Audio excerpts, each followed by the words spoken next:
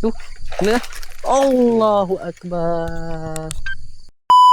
Okay guys, so selalunya aku mancing haruan ni dekat-dekat area rumah aku je guys. Tapi haruan dekat sini pun bosan dah tengok muka aku tau. Asyik-asyik muka dia ni je kan. So kali ni kita tukar angin sikit, kita mancing dekat Pahang guys. Spot ni first time aku try. Tapi pak mertua aku kata dekat sini ada macam-macam ikan. Haruan, toman, keli, belida, semua ada dekat sini. So nak tahu ada hasil ke tidak, apa tunggu lagi? Jom follow aku mancing guys.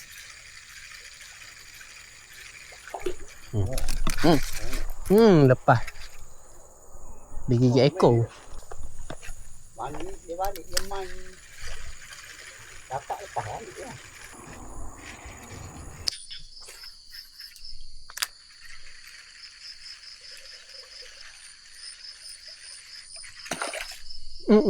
La ilaha illallah, dekat tepi dia sambar.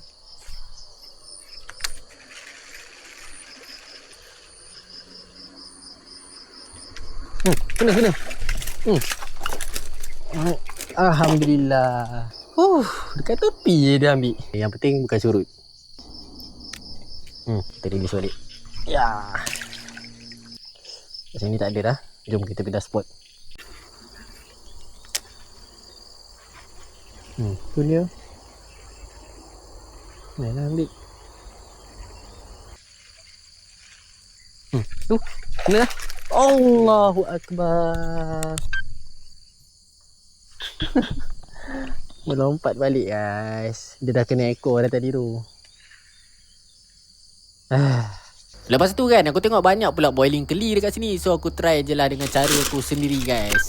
Kau tengok lah macam mana aku buat. Macam tu je nampak. Ada 3 mata kail. Atas sekali soft rock. Yang tengah ni.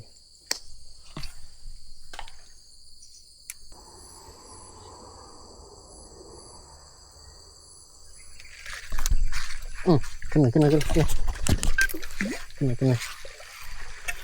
Alhamdulillah. Ikan apa ni? Ikan yang kedua untuk pagi ni. Bismillahirrahmanirrahim. Okay guys, untuk video kali ni tu je. Next video korang tunggu aku main bottom pula dekat Sungai Lipis. Nak tahu apa hasil yang aku dapat, korang tunggu next video. Okay, ciao.